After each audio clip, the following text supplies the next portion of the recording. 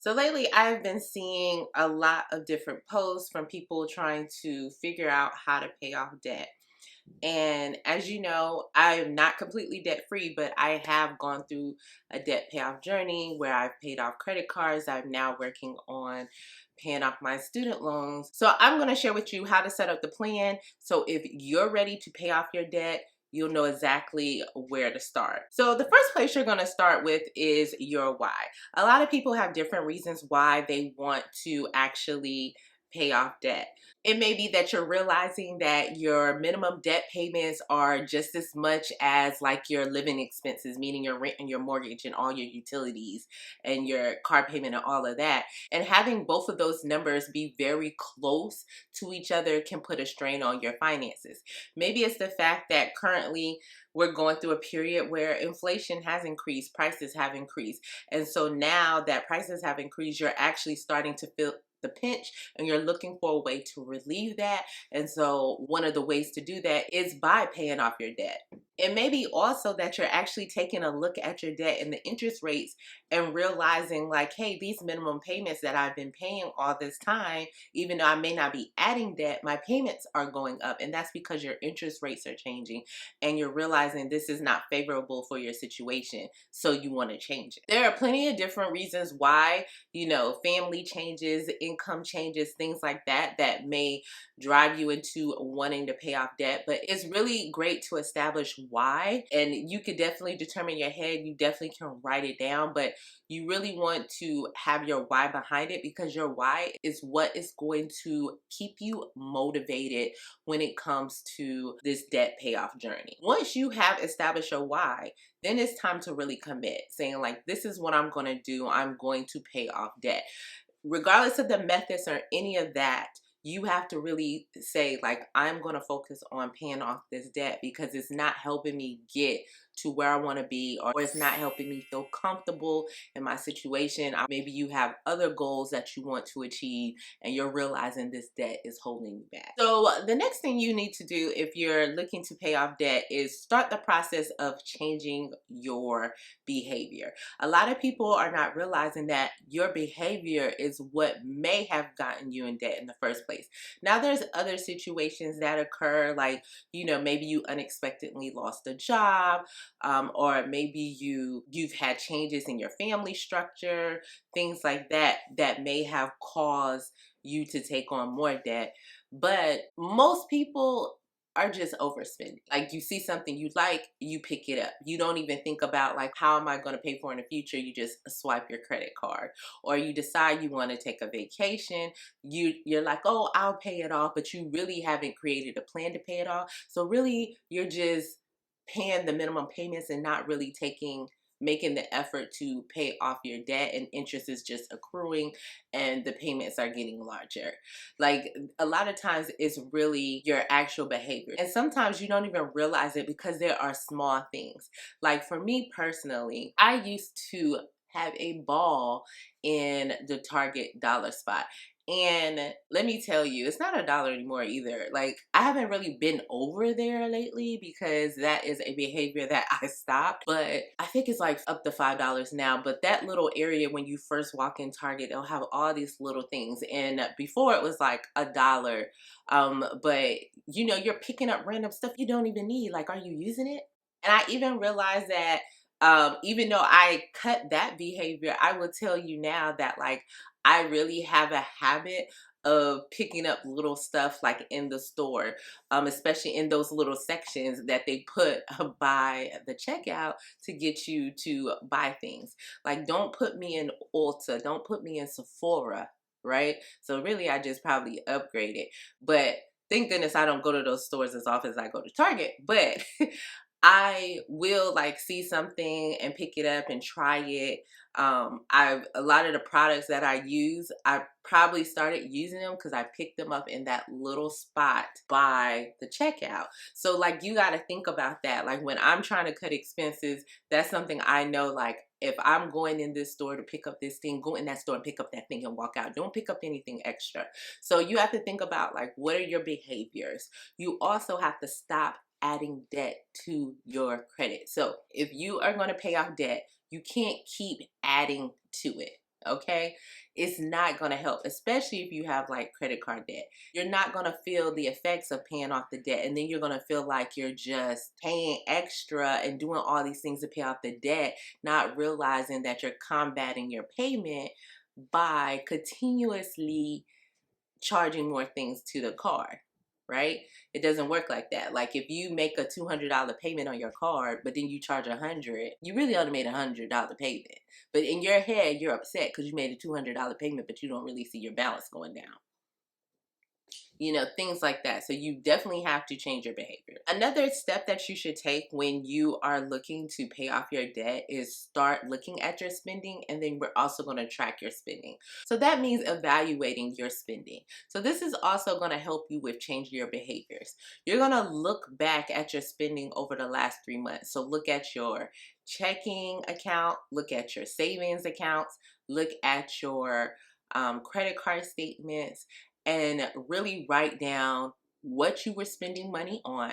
You definitely want to categorize it. You know, I like to use like have your essentials, you have your debt, you have your savings and investing, and then you have just your fun lifestyle expenses. You want to look at this over the past 3 months. The reason why I say 3 months is because it does change. Like, let's be real, you don't spend the same every single month. Well, some people do, but depending on, you know, what's going on in life, you're doing different things. So it'll give you an idea of how you truly spend, and then see like where are you wasting money. Like there's a lot of places where I can believe like sometimes we may be wasting money. Sometimes you have subscriptions you don't use that you forgot you had.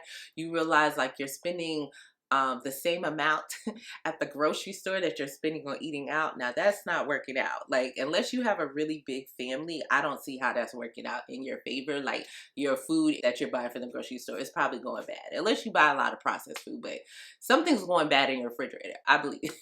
Like I know, at least for me, and I'll speak for me in my house. If we are eating out a lot, food is going to go bad. It just is what it is because we're not eating the food that's in the refrigerator. So you have to evaluate your spending, see where you can change those habits. Now you have an idea of, okay, this is how I spend my money. But even with that, you're going to start tracking your spending also going forward, because you need to see, okay, where's my money going now? Because now you're a little more conscious, right? And initially you may be really good at making sure you're not wasting money, but it's also going to help you determine like under what circumstances do you tend to spend more, and what adjustments you need to make in order to cut back and find out like where can you take some of the money that you are spending and put towards your debt. Now you can track your spending using pen and paper. You can use a Google spreadsheet. You can also use an app. There's a lot of budgeting apps out there that have automatic trackers in it. Typically you have to pay for those, but there are some that are free. I'll link a video here where I talked about a couple budgeting apps that do that, free and paid. So you want to make sure that you are tracking though. I don't care what method that you decide to use, make sure you start tracking how you are spending your money, because that is going to give you so much clarity as you go through this journey. All right, so now you know how you're spending your money. It's time to collect the debts and figure out what the debts look like, okay? So I want you to list your debts. I want you to list the balance on that particular debt, the interest rate, the minimum amount that you pay. And if you really want to understand what's happening as far as your numbers, I want you to list the interest you were charged last month on that debt. It is eye-opening. A lot of people don't pay attention to that number, but it is absolutely eye-opening when you see how much interest you were charged. So I gave the example of how when you make a $200 payment and then you charge another $100, it really was just a $100 payment. But you will see, even if you're not using like that credit card at the time, but you're paying the minimum payment, like you didn't charge anything in the last month. But let's say you paid your $200 minimum payment, and then you may see that they came back and charged interest. of like $125.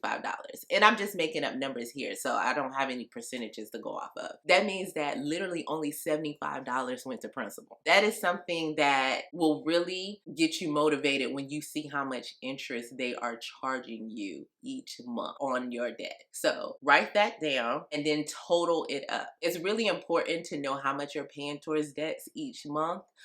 Because a lot of times when we're wondering, oh, how can people afford this? And actually, I'll just use this example because I actually saw somebody post this today in a Facebook group I'm in. They were talking about purchasing homes in the area I live in. It's very expensive here. And people were like, I don't understand how someone can afford a mortgage that is $5K. Now, everybody's situation is different, but it may be just a situation where that person does not have any credit card debt, or they don't have small kids and paying for daycare and things like that. There's so many things because everybody's money situation is different. But seeing how much money you're paying towards debt each month and then thinking about what you could do with that money each month. In that person's case, they wanted a nicer home, but like, what if you wanted to travel once you start a business? Would you just want freedom to just be relaxed and not feel like you're working so hard for your money and not living paycheck to paycheck? There's so many different things you could do with that money that you're paying out every month. So definitely hold on to that number because that number is going to be important. So we know what our total debt is, and now you're going to figure out which debt payoff method you're going to use to pay off your debt. And I'm going to put it out here now because I don't want to forget, but you really can change this along the way. I just want you to know this. You can start with one method and then you can change it. You can add a method. Because one or two of the methods that I'm going to talk about actually can be combined with other methods, and I would say should be combined with other methods. So just know, once you choose a method doesn't mean you're stuck in that method, okay? Because a lot of people feel like they're stuck somewhere, and sometimes they don't want to make a decision because they're scared that, like, oh, what if this is not the right one? Well, if it's not, change it. It's okay. You can change it in the process. So let's talk about the first method. The first method is the debt snowball method. You're going to take all your debts. You're going to put them in order of smallest balance to largest balance. Now, if you have a couple debts that the balance is exactly the same, then you're going to prioritize the one with the higher interest rate, but you're basically going to pay your debts off in the order of smallest balance to lowest balance. Now, as you are paying these debts off, once you pay off your first debt, you're going to take that minimum payment that you applied to the first debt and you're going to add it to the minimum payment of the second debt. And once you pay off the second debt, you're going to take the minimum payment of that second debt, including the amount from the first debt, and you're going to apply it to the third debt. And you're going to keep going down. And basically, the minimum payment is going to get bigger like a snowball, okay? And near the end, you are going to end up having a large minimum payment that you're putting towards that last debt. Now, this method is definitely about motivation, and I'm all about the motivation. It's going to help you keep going. It's not taking as long to pay off debt because you're getting small wins. Like, I had a client, they had like their first two debts. I think one was like for $68 and the next one was for like $500.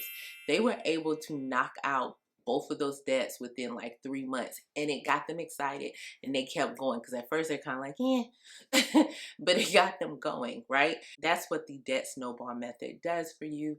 It helps keep you going so that you will complete your debt payoff journey. So the next method is the debt avalanche. So with the debt avalanche, you're actually putting your debt in order of highest interest rate to lowest interest rate, and you're going to pay it off in that order. But once you pay off your first debt with the highest interest rate, you're going to take that minimum payment and apply it to the second debt.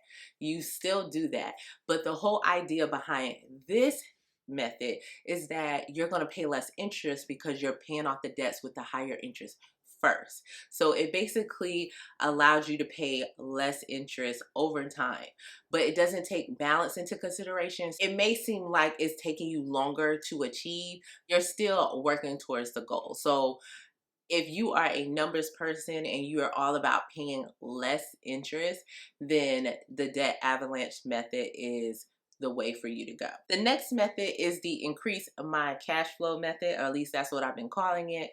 Basically, with the increase my cash flow method, you're going to put your debts in order based off of the largest minimum payment to the lowest minimum payment. And basically what you're looking to do is, maybe your cash flow is already tight, and so basically you're trying to pay off the debt with the highest minimum payment first, and so that you will have more money to work with going forward. Now, with this method, you're not necessarily rolling that minimum payment into the next debt, but I think that you should. But depending on your situation, if you're already very tight and you need that extra cash flow to make sure you're not in the hole every month, then you have to make adjustments and you're going to pay extra towards the next debt. It just may not be the whole amount. And it's something that is a little more flexible, as far as like, you need to decide how much more can I put towards my debt once you pay off the debt with the highest minimum payment. But it is going to open up your cash flow where things won't be as tight, but you still got to stay motivated and get it done. The next method I'm going to talk about, I call it the emotional method. And I probably should come up with another name for it, but I call it emotional method because it's really just about which debt you are sick of. Like, you just need to get it off your plate.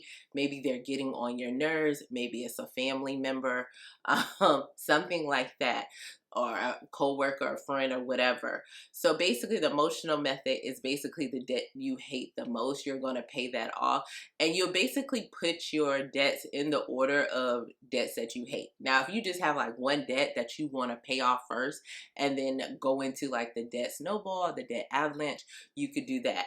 When I started my journey, I had a private loan from Sally Mae. It was only $1,000, but like, they literally could never get this loan right.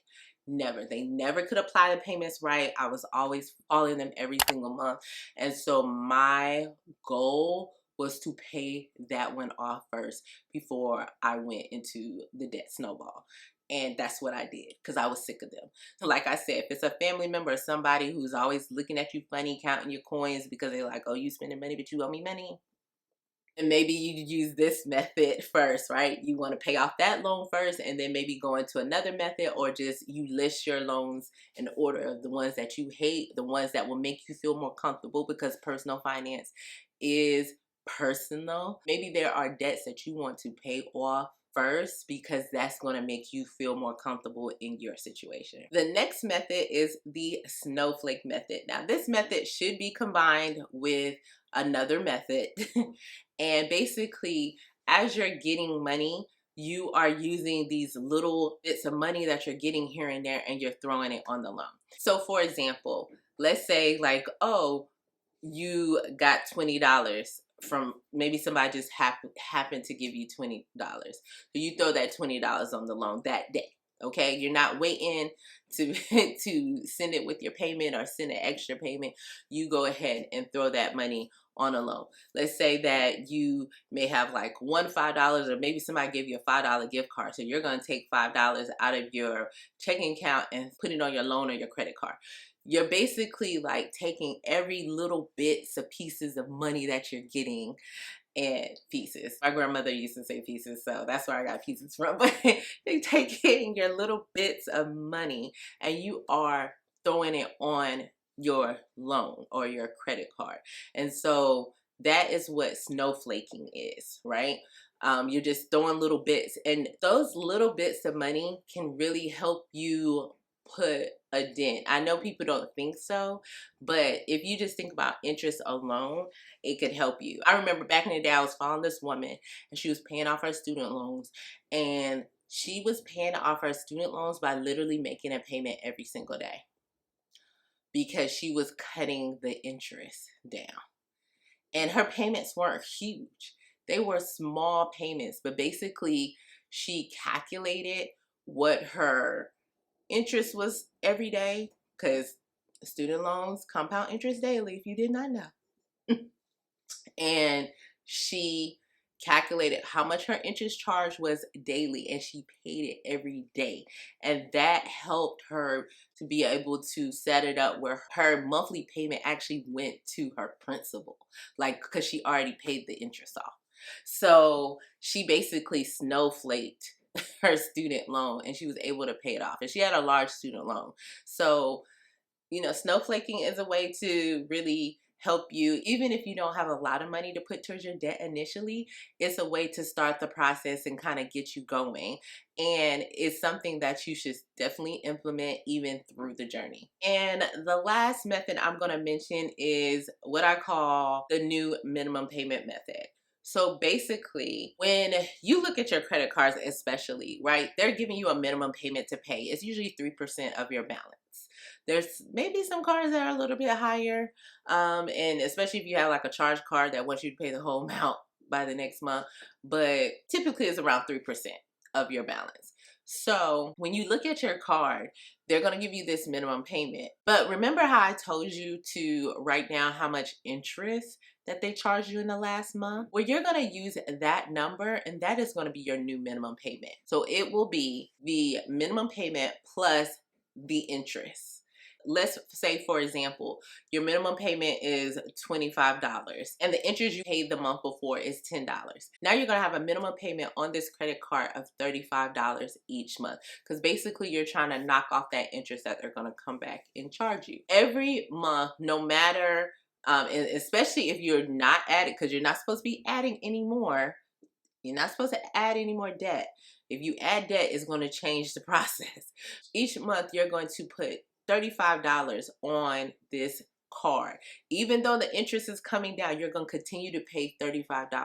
It's going to help you pay off the card faster. And this is also helpful if you are in a very tight cash flow situation, you don't have a lot of extra money, but you want to start a process, then this is how you can do it. You can combine this with like the debt snowball, the debt avalanche, pick a debt, whichever one, maybe, and I'll say the snowball, right? Because typically the balance is lower, which means that the minimum payment is going to be lower. You're going to add that interest piece to it, and that's how much you're going to pay on your debt until you pay that first debt off, and then you're going to roll that amount into the next debt. That'll really help you make a dent, especially if you don't have a lot of extra money to put towards paying off debt. Okay, so now that you know how much you owe, we've picked the debt repayment plan of where we want to start, right? We're going to create a budget or a spending plan, if that's what makes you feel good, to pay off debt. Basically, this budget, the goal of this budget or spending plan is paying off debt. Now, I haven't mentioned this step, but it is in my ebook, which I have linked below. I have an ebook all about paying off debt. I take you through a full process from beginning of end of what you need to do. It has worksheets that you can use to set up your debt payoff plan. It also has a couple trackers in it, and so that you are able to go through the process of creating your debt payoff plan. Now check it out below if you want more assistance with it and just a full guide with all the steps. But the next step is actually creating a budget with a focus on paying off debt. Now, if you do not already have a savings, I talk about that piece in my ebook, but you do need to save. You need to have a savings. You do need to have at least a month. I say a month. I know some people say $1,000. I don't think $1,000 is realistic if you live in any metropolitan city in the US. So I say have a month's worth of your expenses. I personally like to use income, but if at least have a month worth of expenses saved, so that if something happens while you're going through this debt payoff journey, you have some money to lean on so that you're not going into more debt. Now, if whatever happens may be more than what you have in your savings, and then you'll have to make adjustments, right? We want to be realistic about it, but at least have a month's worth of savings, right? So if you do not, you need to have a debt payoff journey plan and a savings plan combined. It does not have to be one or the other. Okay, I am not a person that believes in the one or the other. You can have where, okay, I have a percentage of money going towards savings, I have a percentage going towards extra to pay off debt. And once you get to the point where you have at least a month, right, then maybe you're shifting more towards debt.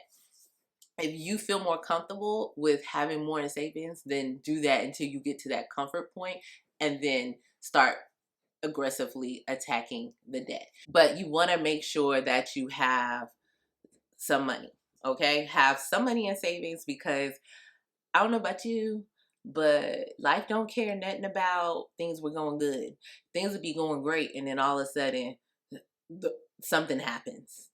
It's just, that's just life, okay? So we're going to create this budget. So now back to this budget that is focused on paying off debt. And every budget that I create has savings in it. I don't care if it's the focus of paying off debt. It has savings in the budget. Every single one. And if you reach your savings goal, then we're investing. We're doing something else. But since we're paying off debt, that money's going towards paying off debt. All right, so this budget should have a goal of paying off debt. I have budgeting videos, so you could check out one of the budgeting videos. The ebook actually breaks it all the way down. It takes you all the way through creating a budget. But you want to make sure that even though you have all your other expenses, if you have extra money, the extra money that you have available needs to be extra payments towards debt, okay? That's why the focus is paying off debt. It's also good to use, like, which I'll drop a great site below, like a debt calculator, to see how long it's going to take you. Because when you're looking at your debt and how much you're putting towards debt, that calculator is going to help you decide, like, okay, how long is it going to take me to get there? Let's say I'm going to start out putting an extra $100 towards debt each month. This calculator is going to help you say, like, okay, I'm going to start with an extra 100, but maybe I'm going to need to make more money or put more money towards debt if I really want to reach my goal in this certain time frame. Maybe I want to reach my goal in a year or 2 years, or 5 years, depending on where you are with your debt and your plans in life. But you want to make sure you have an idea. Now, when you're making this budget spending plan, I personally like it to be zero base, which means that every single dollar has a job, basically. So it means that, like, okay, any extra money that you have out there, that extra money is going somewhere. So if you're one of the people who you're still trying to build up your savings, maybe 50% is going to savings, maybe 50% is going to extra debt payoff. I always tell people this: make sure you do have a little bit of money for yourself in the budget. I call it personal spending money. Let's be realistic. If you do not have anything assigned for yourself,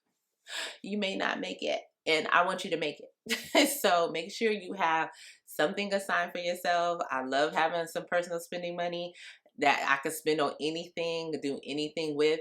It may not be a lot. I just want to be real. Like, everybody's situation is different. It may not be a lot of money, but it's something, and it's yours to use for whatever you want. I will mention that, for some people, the thought of trying to assign every dollar a job may be a little overwhelming. And if so, then definitely look into the 50-20-30 budget. That's based more on percentages, and it may help you start that process and not be more daunting, because you're basically going to categorize your expenses by, like, your essentials, your savings, investing, debt payoff goals, and then your lifestyle expenses.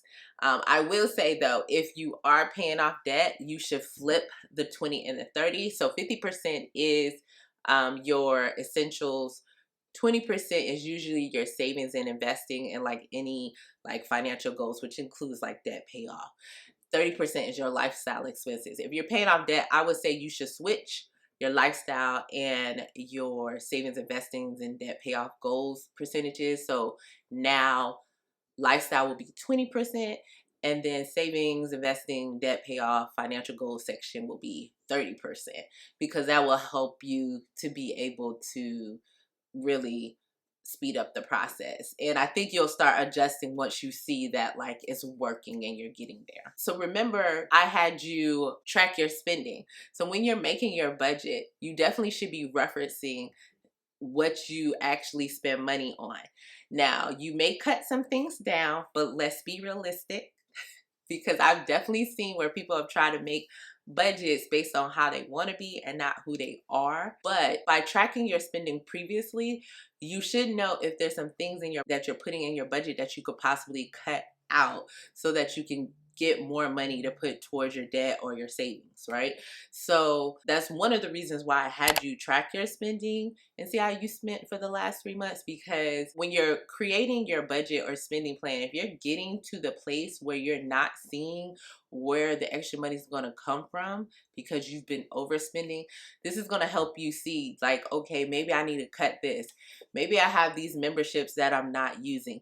Maybe I have a lot of streaming apps and I might as well be paying for cable. That's a whole nother conversation, but you definitely should cut some of those streaming apps.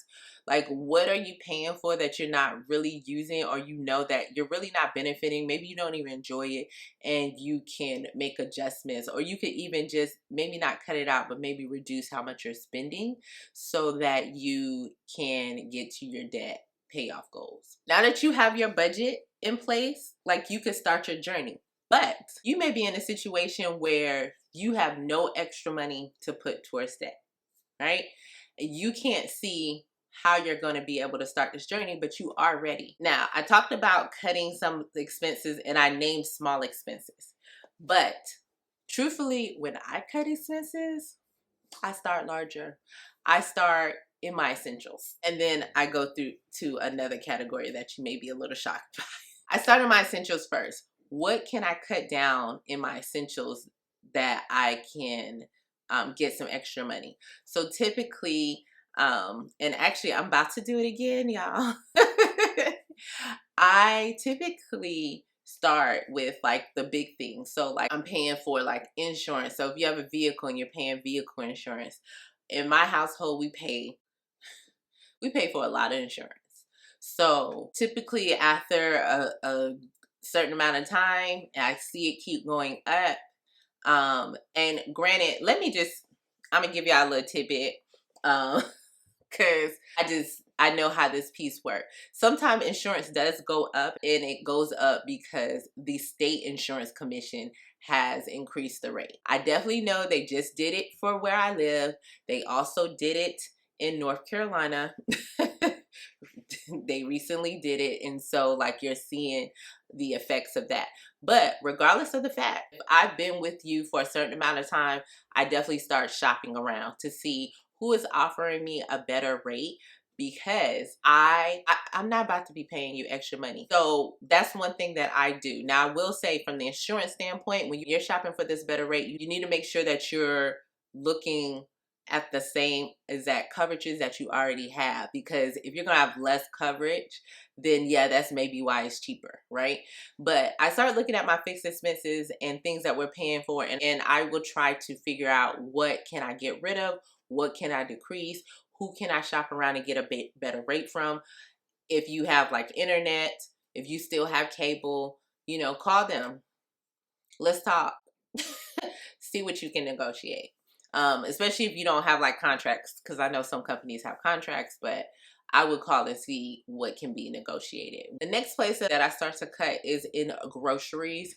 Groceries is a large expense. A lot of people don't think about it, but it is a large expense, and it's an expense that you can control better than like other types of expenses, right? So when it comes to groceries, then I may not purchase certain things for a while, right? I make sure to like shop the pantry, shop your cabinets. What do you have? Sometimes we get in a habit of buying the same stuff over and over when we go grocery shopping, and you got like 5 of them in the pantry. I've told the story before. I used to buy like spaghetti and spaghetti sauce all the time, and I would buy like I think at the time I was eating beef, so ground beef or the ground turkey or whatever. So I would buy that all the time, but we were not eating spaghetti every week. We weren't. So it was just in the cabinet. are in the freezer. It's crazy. So like start shopping your pantry. Look for ways that you can cut expenses. Even for us, like when prices started going up, spend good money on our meats. I know some people don't eat chicken or whatever, but we eat chicken. So we aim for like a hormone free, whatever chicken. The prices went up by like $10 on the wings alone. $10. We ain't eat wings for a while. We ain't had wings for a minute. We have some right now. I think the price came down a little bit. I didn't look at it, but it must have because my husband picked it up. But we didn't eat wings for a while. It just is what it is. There's certain things like we pulled out because it just, why are we, what? No. So make adjustments with your grocery shopping. Try to do it there. Even look at some of the stuff you buy that's in the boxes, the chips, the stuff like that.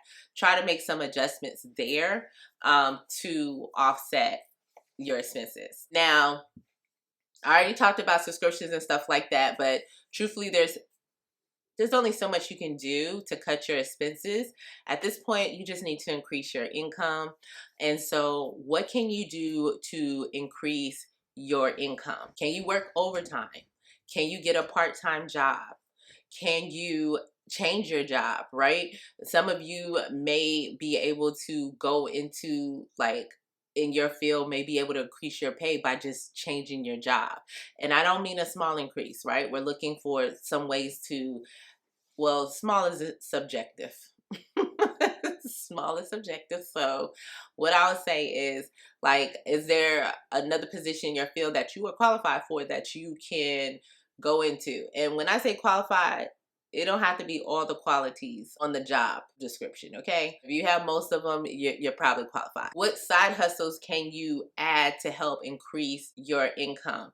Especially when it comes, like, I'm pretty sure, like, if you have a job, you have skills you picked up from your job that you could help somebody else, like, freelance and do things like that.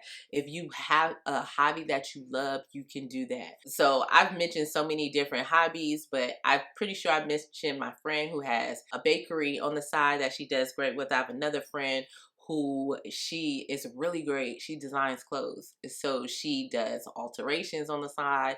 She can do a dress on the side. She's also good at doing hair. So she does sprays and all this stuff. So there's different skills that you have that you can monetize and you just maybe have not thought about it.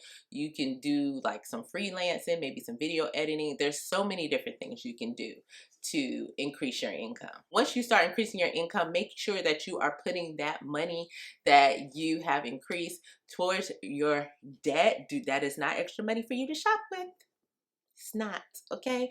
So this is money that you're going to put towards your debt and help you to be able to pay off your debt faster so that you can achieve the goals that you are looking to achieve and live the life that you are looking to live, because life is too short for us to be stressed out, okay? I hope this video was helpful for you. If you are starting your payoff journey, then definitely purchase my ebook, which the link is in the description below. I give you all the steps so that you can start the journey, have everything ready, and start the process.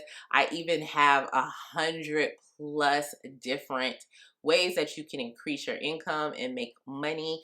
So definitely check it out below. If you have not subscribed, then definitely hit the subscribe button and the like button. And if you are doing this journey with a friend, go ahead and share this with your friend, and I'll see you next week.